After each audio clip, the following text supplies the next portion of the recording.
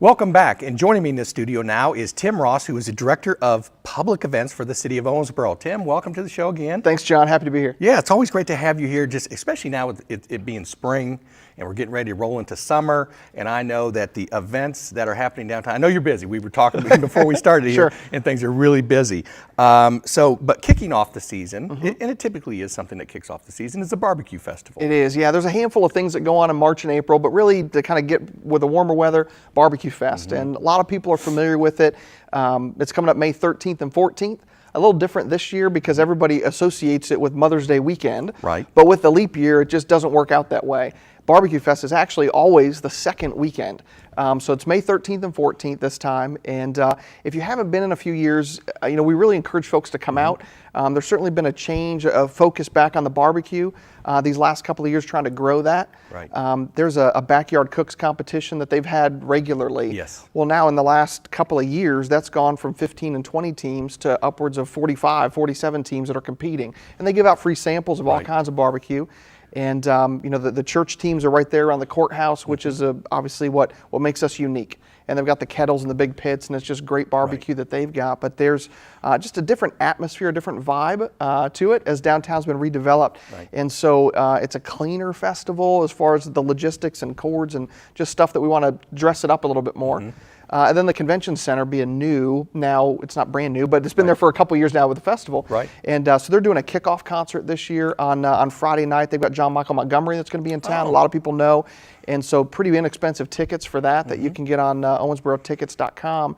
And so that's new and a little bit different this time. So it's a fun event. They've added a lot more arts and crafts, handmade arts and crafts vendors that all stretch down Veterans Boulevard. Right. So they got the carnival at the one end for all the kids. And so it's, like I said, it's a lot different. I've only been in town about 5 years now. Right. And it's a noticeably different festival than it was even when I got here 4 and 5 years ago. Right. So we encourage folks to come down Friday and Saturday, May 13, 14. Yeah. Well, and I always remember it's the weekend, if I'm correct, it's the weekend after Derby. It is. It's the week. I always remember it. It's the first weekend is Derby. Sure. Second weekend is the Barbecue Fest. Exactly right. It's always that second weekend, and Yes. people just associate it. Oh, it's always Mother's Day weekend. Well, no, it doesn't associate with Right. that. Second one, Derby weekend, and then barbecue. That's right. That kicks it off. That's right. We'll start with that. Okay. Beginning May 10th, Bluegrass on the Banks kicks off. It is, yeah. What's that about? We've tried to do now that our downtown's been redeveloped and that park and some of the construction, and there's a lot of construction going on Yes. now. But we try to get regular programming during the week. People might not realize it, but we have quite a few meetings and conferences and conventions that come. And obviously, if you go to trade shows and meetings with your industry, they're not on the weekends; they're during the middle of the week.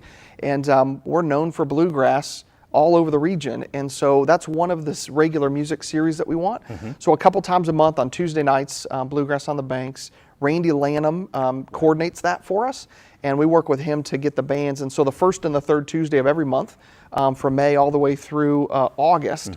And then in September, we go every Friday night, because Friday After 5 is done right at the end of August, 1st September. Right. So then the rest of the Friday nights through September, when the weather's still pretty nice, that's Bluegrass on the Banks. And it's just free bluegrass music.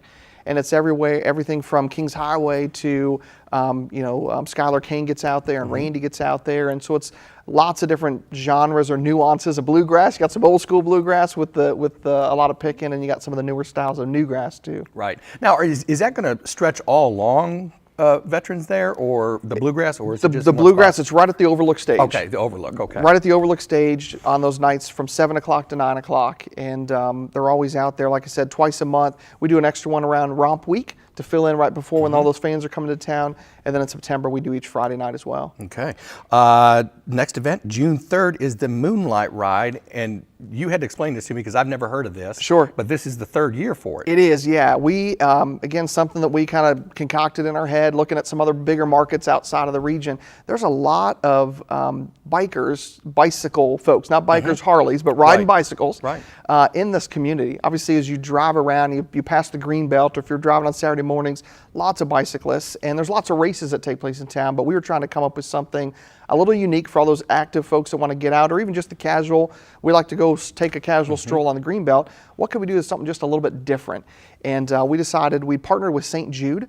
I say unfortunately, they do a tremendous work down in Memphis, and but unfortunately there's quite a few families that in my short time here that I've gotten to know that have to rely on St. Jude. That's right. with their kids, and it really breaks my heart. I had some family a long time ago, a little nephew that didn't make it, and he did St. Jude's for a long time, and they do a tremendous work for families right here.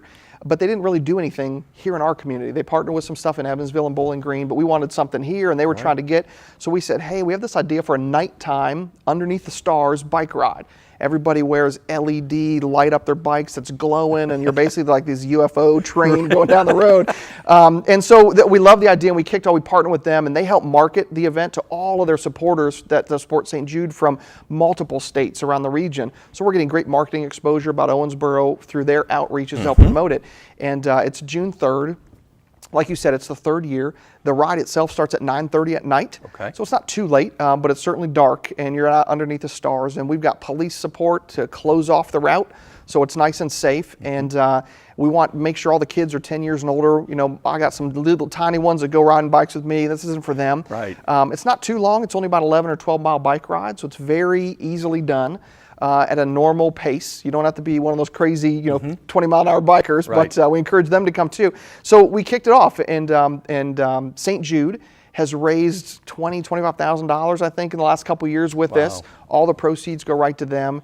And the first year we did it, we had 300 some odd bikers. Last year we had almost 450 bicyclists that came out there. Wow. Which is great to see. So Yes. we do a little dance party, DJ and lights and sound, and put on a big show before that ride starts Friday evening from 7 to about 9 o'clock. And then at 9:30 that ride starts right at McConnell Plaza there by the Hampton Inn. So it's inexpensive, about $20 or so, and the first few hundred that sign up get the shirt, that kind of thing. Right. Like I said, all proceeds go to St. Jude. So it's a fun event, unique, different. Get out, ride at night with your friends, and then all your money all goes to a tremendous cause. Absolutely, it's a good awareness event too. I mean, that's I'm glad that's kind of the turn that it takes. It's not like a race or isn't anything Exactly. like that. It's Casual just an ride. awareness event. Exactly right. And as you said, it couldn't go to a greater organization Yeah, than it's St. tremendous, Jude's. yeah. Okay, starting May 21st, more music downtown. It is, yeah. Live on the banks. Yeah, live on the bank. Very similar to Bluegrass on the Banks. The only difference is it's Saturday nights, and it covers all the different music genres. We've got, it starts on the 21st. I think Skylar Kane maybe is doing that first one. I don't remember, but we'll have the schedule online. Okay. I know Memorial Weekend, we've got one of a rock band coming from the 101st Airborne down at Fort Campbell, and the Army guys are here on Memorial Weekend to put on a show that night. Right. And all the music, really a wide, eclectic mix of music. It's everything from kind of your coffee house guitar duos to folk to some bluegrass to rock to country to, I think there's a Latin group that does it one week. So it's really a wide mix. And this one we actually spread out a little bit more in the park, like you were talking Right. about. The Overlook stage is the main one. Saturday nights 7 to 9. Every Saturday night starting on that May 21 all the way through the end of September. But then we also have a smaller stage at Allen Street. If you take Allen Street and you run all the way into the river, right before you hit the river, Right. there's a little gazebo there on the north side of the park.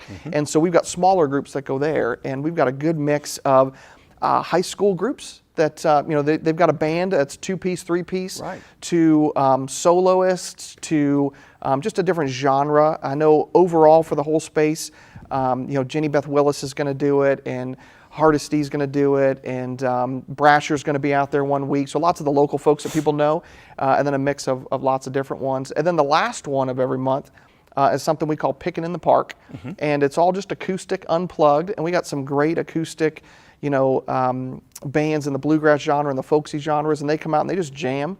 All unplugged acoustic, and you'll start to see little groups of folks spread out around the park. And we encourage folks, come on down, bring your instruments. Don't bring your amps because we don't want to blow everybody out and be Right. competing with it. But just come out and have a jam session, kind of similar to what they do out at Romp, Right. during those. So that's the last Saturday of every month. So on a Saturday night, come down, run over to Feta, run over to Lure, go to Mellow Mushroom when they get opened up, and grab some food and stroll through the park, and you'll hear lots of different free music. Well, I'll tell you what, I've never seen so much music downtown in Owensboro. Sure. It's really, I mean, if you think about it, when Friday After 5 kicks off, all these music are going to be kicking off Right. too. So it's like a whole weekend of just, great music being played Yeah. downtown and a reason to go downtown. It is, and that's exactly what we're trying to do. We want music 3 or 4 nights a week Yeah. that people can stroll down, and I kind of think people think it's cliche, and it's not at all, because it's effective. We want people to say, what do you want to do tonight? It's Saturday, what do you want to do? Well, let's swing by Owensboro. They've always got something going on. Right. And really we do, and I promise you, hand on the Bible, we get comments from people all the time. Hey, we're from Henderson. Hey, we're from down in Lebanon by Nashville. Hey, we're from Evansville. Hey, we're from this place up in Jasper. What do we do? Oh, every couple Saturday nights we come down. We know we'll go to the restaurant and you got some live music. Right. Just a neat atmosphere. We don't have that on Saturday nights where we're at, and so we know we're getting visitors. Obviously, it's great for our local folks. Take the kids down, get an ice cream at Cold Stone, play on the playground, and hear some music. But we know we're drawing visitors with it too, and that's our goal. If you go. Just great. I don't know how much time we've got, Joe, but great stories. I mean, we go to Starbucks, and I'd run into somebody, and they know what we do. And they're like, "Yeah, I had another couple. The folks were in for this convention," and I said, "Didn't I just see you a couple months ago?" And they said, "Yeah, well, I was here for this and this show." And that park was amazing, so we decided to bring the wife and kids up and just hang out for a day or two, so they could see the playground. They love it, and so we know we're getting those return visitors to come back, and that's our goal. Right. Bring them into town for something. Whether or not it's the air show, or whether it's barbecue fest, or whether it's they came for Color Blast to support the special needs that Puzzle Pieces does. Right. And they drove through town, or they were here for a ball tournament. And they're like, man, that's a great park.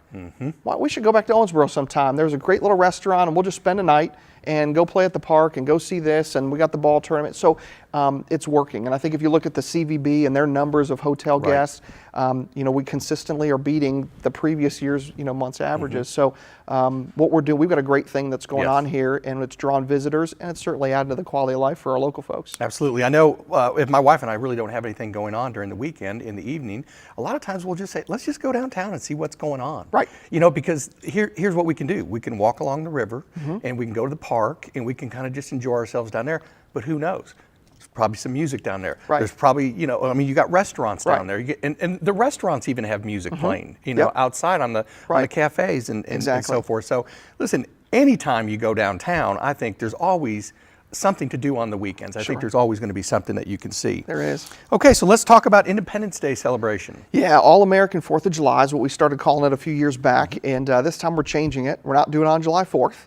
That's a big change. Ever since I've been around, I think the last 8 or 10 years, it's always been July 4th. Right. But that falls on a Monday this time, and so we decided let's go ahead and flip it to Saturday night.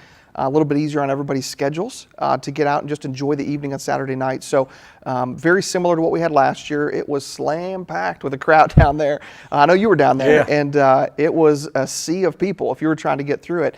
And so we try to put on a good show for them. And we've got the main stage there by the Hampton Inn. We've got a big stage on the lawn there at McConnell Plaza, and that's got the symphony, and it's got a couple of great cover bands that just play all your big party hits that everybody likes to hear.